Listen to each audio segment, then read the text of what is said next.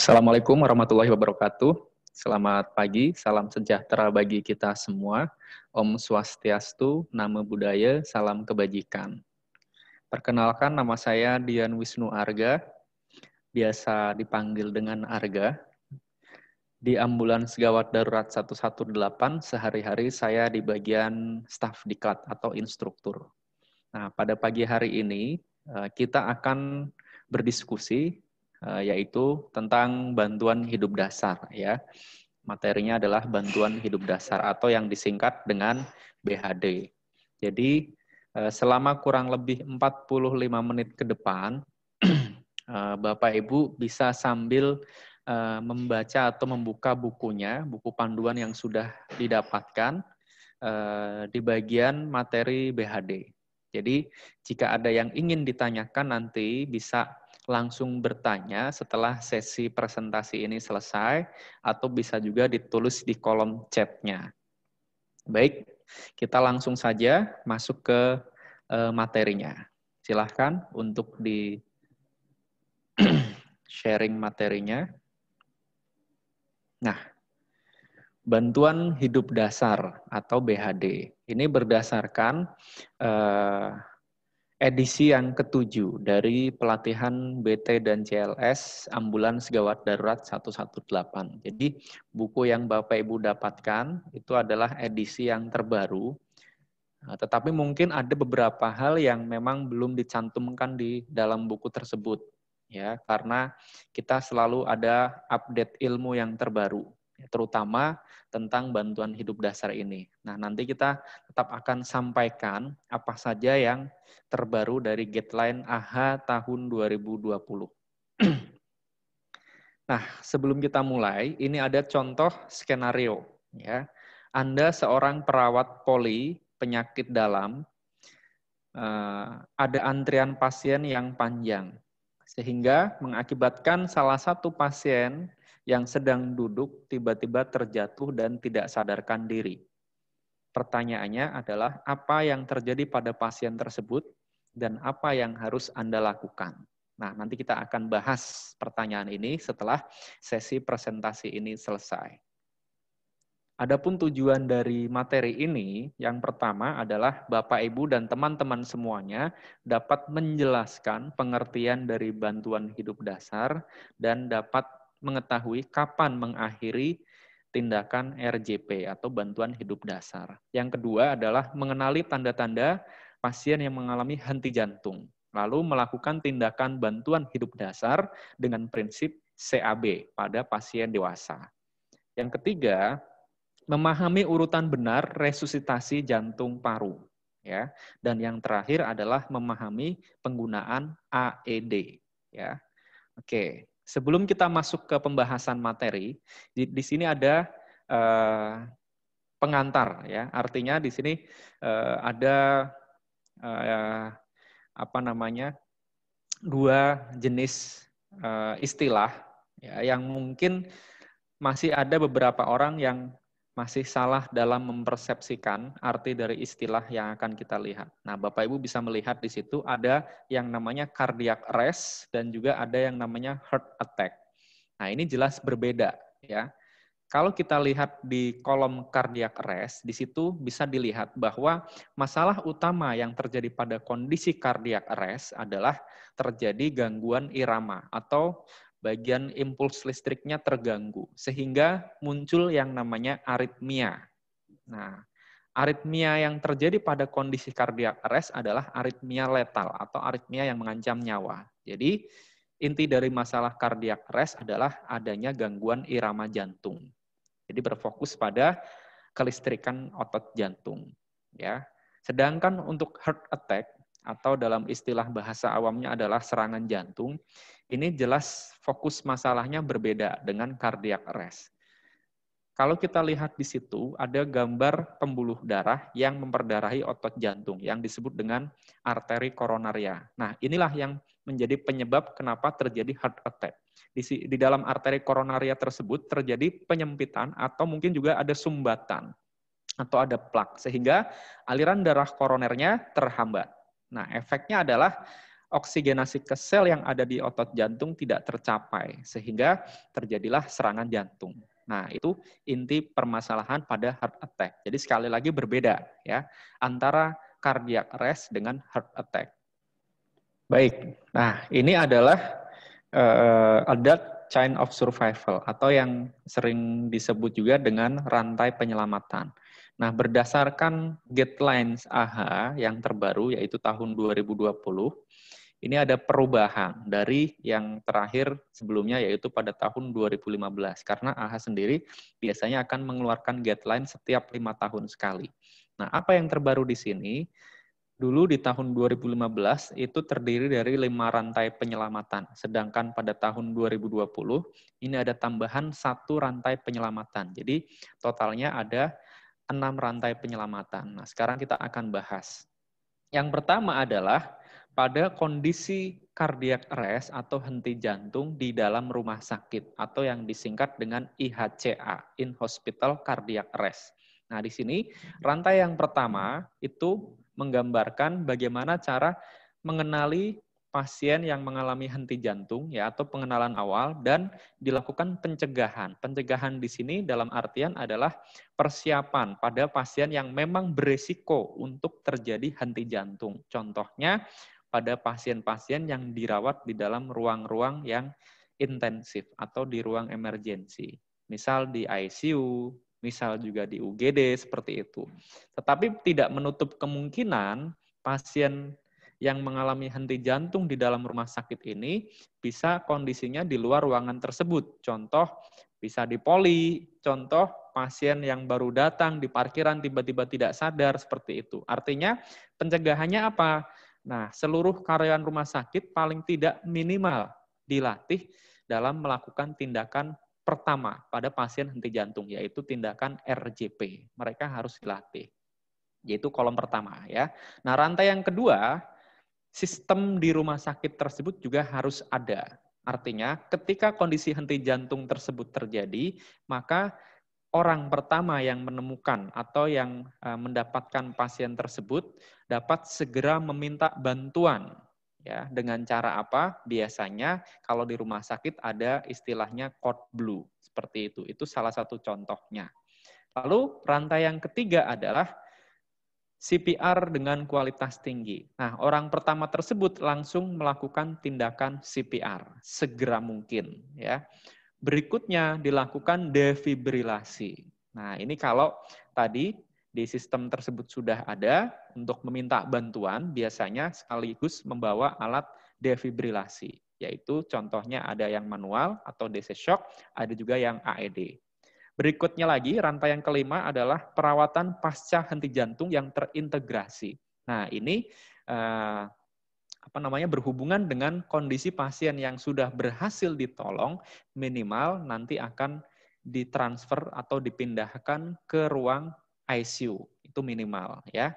Nah, rantai yang keenam ini tambahannya yaitu fase pemulihan. Nah, fase pemulihan ini berlangsung bisa dari 12 jam, 24 jam, 48 jam, sampai ke 72 jam di rumah sakit tersebut. Jadi di situ selama jam-jam tersebut akan dilakukan monitor secara ketat dan biasanya akan ditambahkan dengan pemeriksaan-pemeriksaan penunjang ya untuk melihat ada tidak komplikasi-komplikasi yang lain yang ditimbulkan akibat dari kondisi henti jantung sebelumnya.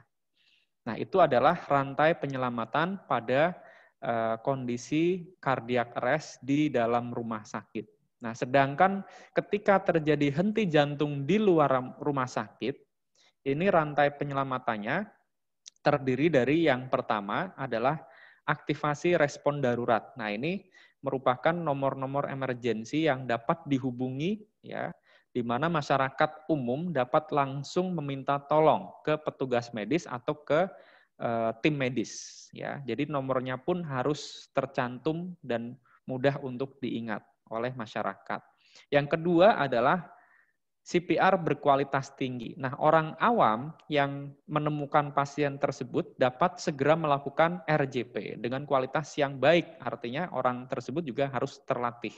Yang ketiga adalah tersedianya alat defibrilasi di tempat umum. Nah, ini yang mungkin menjadi kekurangan di Indonesia. Masih banyak yang belum tersedia alat AED. Ya. Yang keempat adalah resusitasi lanjutan. Nah, artinya ketika tim medis datang, maka tim atau orang pertama tadi, penolong awam tadi akan berkolaborasi dengan tim berikutnya sehingga segera dapat dilakukan tindakan lanjutan oleh tim medis yang sudah kompeten, ya. Nah, berikutnya adalah pasien yang sudah berhasil ditolong akan dibawa ke rumah sakit yang minimal ada ruang ICU-nya atau dapat mengatasi kondisi pasca henti jantung, ya.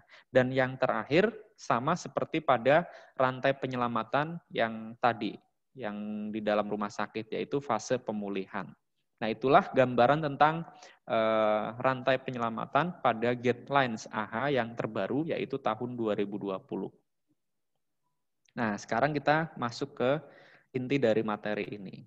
Yang pertama adalah pengertian dari bantuan hidup dasar itu sendiri, yaitu usaha untuk mempertahankan kehidupan saat penderita mengalami keadaan yang mengancam nyawa. Di mana keadaan yang mengancam nyawa ini disebabkan oleh adanya gangguan mulai dari airway, breathing, circulation, disability, sampai ke exposure. Ya, jadi itu pengertian dari bantuan hidup dasar.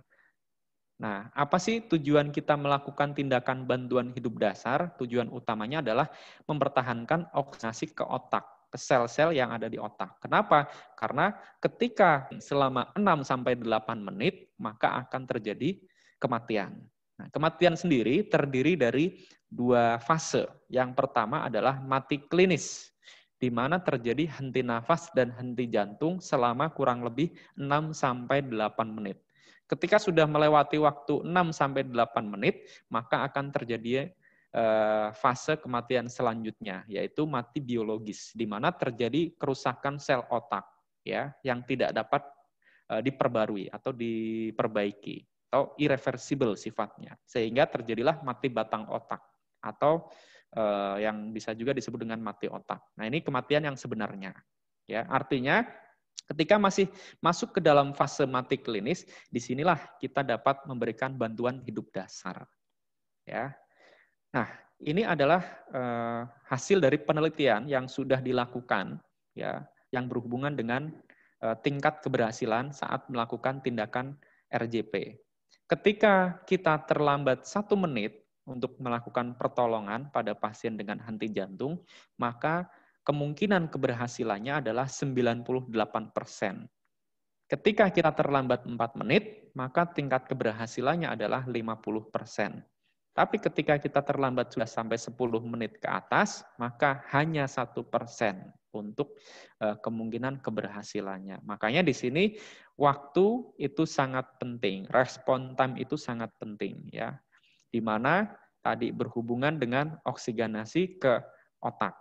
6-8 menit. Semakin cepat kita memberikan pertolongan, maka semakin tinggi kemungkinan keberhasilannya. Nah, ini adalah tahapan dalam melakukan tindakan RJP. Yang pertama, yang paling penting sebelum kita memberikan pertolongan, pastikan terlebih dahulu untuk tingkat keamanannya. Mulai dari aman diri, kita sendiri ya, aman lingkungan, dan aman pasien. Ya, atau yang disingkat dengan 3A. Setelah 3A, kita cek respon dengan cara ditepuk bahu pasiennya, dipanggil sambil lihat respon tubuh pasien. Ada tidak tanda-tanda kehidupan? Jika tidak ada tanda-tanda kehidupan, maka segera panggil bantuan dengan menghubungi nomor emergensi, misalnya nomor 112. Dan jangan lupa minta segera bawakan AED. Ya. Sambil menunggu bantuan datang, tahap selanjutnya langsung kita periksa arteri karotis, ya, dan periksa pernafasan secara bersamaan selama 5-10 detik. Jika nadinya tidak teraba, nafasnya juga tidak ada, maka segera lakukan RJP, ya, atau kompresi dada yaitu dengan perbandingan 30 kompresi dan 2 kali ventilasi atau pernafasan buatan. Nah, di sini yang perlu digarisbawahi adalah 30:2 ini, artinya ventilasi ini diberikan jika ada alat tambahan, yaitu berupa BVM misalnya, back valve mask untuk bagging. Gimana kalau tidak ada alat tersebut, maka tindakan kita hanya kompresi saja. Jadi tidak ada 30:2, tapi hanya kompresi terus-menerus. Dengan kecepatan 100 sampai 120 kali per menit, kedalamannya 5 sampai 6 cm, dan perhatikan full recoil-nya. Nanti saya akan jelaskan, ya. Jika penolongnya lebih dari 1, maka dapat bergantian setiap 2 menit. Nah, sampai kapan dilakukan tindakan RJP ini? Targetnya adalah sampai ROSC. Apa itu? Return of Spontaneous Circulation. Jadi, sirkulasi sudah kembali lagi secara spontan yang ditandai dengan nadinya teraba atau pasiennya berespon. Nah, setelah nadi teraba atau sudah masuk ke dalam tahap ROSC, maka tindakan berikutnya adalah periksa pernapasannya, ada atau tidak. Jika ada, periksa juga hitung napasnya adekuat atau tidak. Jika nafasnya tidak ada atau dia bernafas tetapi tidak adekuat, maka segera berikan bantuan nafas tambahan atau ventilasi tambahan yang disebut dengan rescue breathing. Dengan perbandingannya 10 kali per menit, dilakukan selama 2 menit. Setelah 2 menit diperiksa ulang lagi nafasnya dan nadinya lagi. Tapi kalau nafasnya sudah adekuat, maka masuk ke tahap yaitu fase pemulihan. Yang tadi ya, kita atur posisinya sambil menunggu ambulans atau tim medis datang untuk segera dibawa ke rumah sakit. Jadi wajib dibawa ke rumah sakit walaupun sudah ROSC. Bila AED tersedia, maka gunakan AED segera mungkin dan ikuti perintah AED. Nah, jadi kita lagi RJP misalnya, tiba-tiba AED sudah datang. Ya, apa yang kita lakukan? Segera kita nyalakan AED, pasang pad-nya, ikuti instruksinya. Jadi RJP-nya berhenti dulu nggak? Tetap berhenti dulu. Ya, segera pasang AED-nya. Kecuali berdua, satu orang bisa tetap kompresi, satu orang lagi segera pasang AED-nya. Nah, ini yang terbaru dari Guidelines AHA tahun 2020, yaitu yang pertama adalah peningkatan algoritma dan alat bantu visual. Jadi di sini ditekankan bahwa kondisi henti jantung ini bisa terjadi pada siapa saja. Makanya algoritmanya ada tambahan, tidak hanya pada orang dewasa saja. Dari AHA mengeluarkan algoritma khusus untuk anak-anak, ya, kemudian neonatus, ya, kemudian juga untuk ibu hamil. Itu di BLS sudah ditampilkan di guideline. Terus alat bantu visual, apa itu? Contohnya adalah yang namanya feedback. Feedback itu alat yang kita pasang di bawah telapak tangan kita saat kita melakukan kompresi. Itu biasanya di rumah sakit. Dari situlah akan ketahuan bahwa kompresi kita kedalamannya sesuai atau tidak, kecepatannya sesuai atau tidak. Jadi di situ akan membantu memaksimalkan tindakan RJP. Ya, jika kondisinya di luar rumah sakit gimana? Karena nggak ada alat bantu visual. Nah, tetap ada ya, ada aplikasi yang bisa kita gunakan untuk memastikan kecepatan kita sesuai atau tidak, yang namanya metronom, itu bisa kita gunakan. Kita atur kecepatannya, ketukannya, yaitu 100 sampai 120 kali per menit. Nah, itu satu hal yang direkomendasikan AHA tahun 2020. Kemudian inisiasi awal CPR penyelamat awam. Jadi untuk orang awam harus dilatih, sekali lagi harus dilatih cara melakukan RJP. Sehingga ketika ada kondisi henti jantung, si orang awam ini segera dapat melakukan CPR, ya, inisiasi awal, berarti segera. Lalu tambahannya, ini tidak kita bahas di sini, karena ini yang kita bahas adalah benar-benar yang bantuan hidup dasar, yaitu apa? Administrasi awal epinefrin, ini kalau sudah di rumah sakit. Penggunaan alat tambahan, feedback, tadi audiovisual sudah kita bahas. Pemantauan fisiologis kualitas CPR, nah itu berhubungan dengan alat-alat yang tersedia di rumah sakit. Defibrilasi sekuensial ganda tidak didukung, nah ini tambahan juga, artinya pada beberapa tahun yang lalu dilakukan penelitian tindakan DC shock ini menggunakan 2 alat DC shock. Jadi ganda ya, 2. Jadi pad yang biasa dipasang tetap sama posisinya, satu pasang, yaitu ke dada kanan atas, satu kiri bawah. Nah, ini ditambahkan lagi satu alat DC shock lagi, yaitu dipasang di tengah sama di punggung.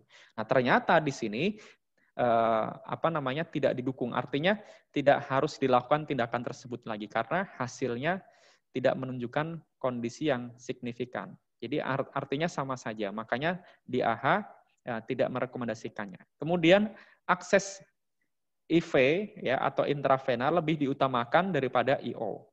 Perawatan pasca henti jantung dan neuroprognostikasi. Artinya ini berhubungan dengan fase pemulihan tadi, yaitu pasien akan dilakukan pemeriksaan penunjang mulai dari pemeriksaan radiologi ya, pemeriksaan lab dan sebagainya untuk memastikan bahwa ada tidak komplikasi-komplikasi yang lain yang ditimbulkan akibat dari kondisi henti jantung sebelumnya.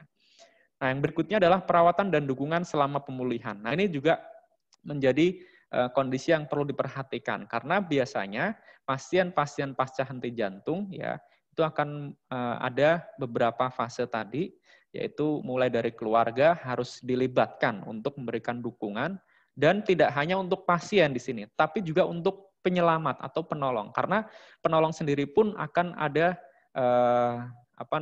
tekanan ya dalam tindakan RJP tadi. Ketika tindakannya berhasil, maka itu akan menimbulkan suatu hal yang positif. Artinya dia akan menjadi lebih percaya diri. Tapi ketika tindakannya tidak berhasil, nah disinilah perlu adanya dukungan dari rekan atau tim medis yang lain. Karena berhubungan dengan psikis, ya, psikologi dari penolong. Kemudian henti jantung pada masa kehamilan. Nah ini dibahas pada materi. Bukan di sini, nanti ada materi sendiri ya. Oke.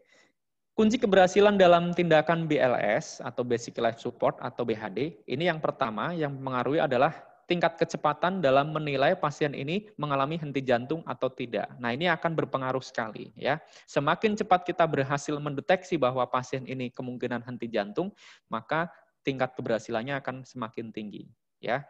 Kemudian dalam tindakan RJP juga harus diperhatikan adanya komponen yang termasuk ke dalam high quality CPR.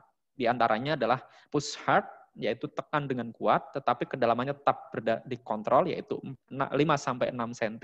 Kemudian push fast, kecepatannya juga 100-120 beat per menit. Dan yang terakhir adalah full recoil. Nah, ini adalah yang kadang-kadang kurang diperhatikan. Ketika kita kompresi, kedalamannya harus sesuai, tetapi jeda saat kita naik ke atas tangan kita, pastikan dadanya benar-benar mengembang sempurna. Itu artinya pengisian pada ventricle-nya pun maksimal. Nah, itu yang dimaksud dengan full recoil. Minimalkan interupsi dalam kompresi dada, maksimal 10 detik. Pada saat apa?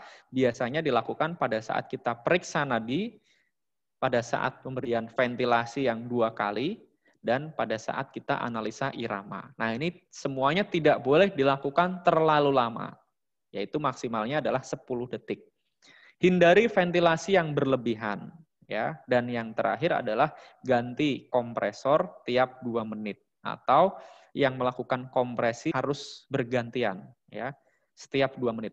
Atau bisa juga sebelum 2 menit kalau memang sudah terlihat kelelahan, harus segera diganti, karena tidak akan maksimal. Nah, kapan RJP dihentikan? Nah, yang pertama target awal yaitu ROSC atau restorasi efektif. Ya, kemudian datang tim yang lebih ahli atau advance. Penolongnya sudah kelelahan, ini tergantung dari kebijakan rumah sakit. Ya, dan yang terakhir terdapat tanda kematian yang jelas. BHD yang tepat merupakan dasar dari ACLS yang berhasil. Artinya, tindakan BHD ini akan mempengaruhi tingkat keberhasilan dari tindakan lanjutan yang dilakukan oleh tim yang ada di rumah sakit.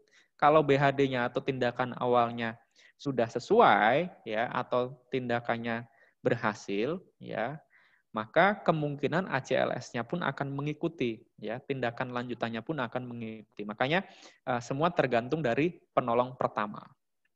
Nah, ini ada beberapa kesalahan yang sering dilakukan saat kompresi dada atau RJP. Yang pertama adalah posisi tangan, ya, jari-jarinya. Mengunci jari tangan, itu yang benar. Jadi seperti yang Bapak, Ibu, dan teman-teman lihat di slide, di situ ada gambar yang dianyam tangannya, itu yang benar, ya. Jadi tidak bersilang atau ditekuk. Yang kedua, pemijatan. Nah, ini pada saat kita tekan ke bawah, itu tangan kita tidak boleh mencengkeram seperti ini, tetapi dia jarinya diangkat, ya, dianyam dan diangkat, ya, jari yang di luarnya itu diangkat. Kemudian posisi siku, nah seperti yang ada di gambar, Bapak, Ibu, dan teman-teman lihat, tidak ditekuk, ya, tapi lurus sikunya, supaya tumpuan kekuatannya terfokus pada bahu. Jadi saat kita tekan, itu kita menggunakan kekuatan bahu, bukan lengan. Nah, ini yang benar, jadi tegak lurus, ya, tidak miring. Tumbuhannya dari bahu. Baik di lantai atau di bawah maupun di tempat tidur, tetap harus miring. Nah, recoil-nya harus maksimal atau full recoil. Jadi seperti yang gambar tersebut, yang ada di slide tersebut, ya. Jadi walaupun yang sebelah itu pasti full recoil, tapi itu terlalu tinggi. Jadi terlalu ngambang ke atas, yang ditakutkan ketika masuk penekanan lagi, jadi seperti dihentak. Dan juga posisinya pun bisa berubah. Yang tadinya di tengah bisa geser ke pinggir. Nah, ini yang biasanya akan menimbulkan komplikasi yang lain. Misalnya fraktur tulangnya, fraktur pada kostaknya. Jadi pastikan walaupun dia full, tapi tidak sampai terlalu tinggi saat kita mengangkat. Ya, kedalamannya yaitu 5-6 cm, ya, atau bisa dilihat di situ 2 inci, ya, maksimal. Kecepatannya 100-120 kali per menit. Nah, ini ketika interupsi. Kapan interupsi? Misal saat kita akan memberikan bantuan nafas menggunakan gagging. Nah, ini tidak boleh lebih dari 10 detik, ya. Atau kita lupa saat kompresi hitungan keberapa kita berhenti. Nah, itu namanya interupsi. Jadi lebih baik tetap dilanjutkan, dihitung ulang lagi, tidak masalah. Nah, ini adalah algoritma yang langsung dari AHA, cuma ini sudah fasenya sudah di rumah sakit, sehingga sudah tersedia obat-obatan dan juga pasien sudah terpasang monitor atau alat DC shock. Ya, jadi nanti ini dibahas di algoritma khusus penanganan aritmia yang mengancam nyawa. Jadi di sini tidak kita bahas terlalu dalam, ya. Nah, bila penderita mulai bernafas normal, letakkan penderita pada posisi pulih. Seperti contoh yang ada di gambar tahapannya, ya, ketika dia masih terlentang tapi sudah bernapas, maka kita bisa miringkan. Pertama, angkat tangannya, kemudian ditekuk tangannya, yang ketiga kakinya ditekuk, baru setelah itu dimiringkan. Dengan tujuan yaitu mempertahankan jalan nafas supaya tidak tersumbat. Tersumbat dari apa? Bisa dari cairan, ya, bisa juga dari pangkal lidah. Oke, jadi skenario dari pasien yang tadi, ini yang skenario di awal tadi, ya, lagi di poli, antriannya panjang, tiba-tiba terjatuh dan tidak sadarkan diri. Apa yang terjadi pada pasien tersebut? Kemungkinan pasien tersebut bisa saja mengalami cardiac arrest, ya, atau mungkin baru mengalami heart attack. Nah, ini benar-benar harus dilakukan penilaian lebih lanjut. Ya, dengan cara apa? Ya, kita mulai dengan step pertama, pastikan 3A tadi. Yang kedua, cek respon, panggil, tepuk bahunya, lihat ada tidak pergerakan atau tanda-tanda kehidupan. Kalau tidak ada, berarti kemungkinan pasien ini cardiac arrest. Apa yang kita lakukan selanjutnya? Panggil bantuan, minta bawakan AED. Terus cek nadi dan cek nafas secara bersamaan selama 5-10 detik. Selanjutnya lakukan RJP kalau nadinya tidak teraba, ya, sampai targetnya adalah ROSC, yaitu Return of Spontaneous Circulation, dan kemudian dilanjutkan ke perawatan lebih lanjut, yaitu penanganan pasien dengan pasca henti jantung yang terintegrasi. Oke, untuk materi bantuan hidup dasar saya kira sudah cukup, ya. apa yang sudah kita diskusikan ini semoga bermanfaat ya. Sampai berjumpa lagi di materi-materi selanjutnya. Terima kasih. Selamat pagi. Wassalamualaikum warahmatullahi wabarakatuh.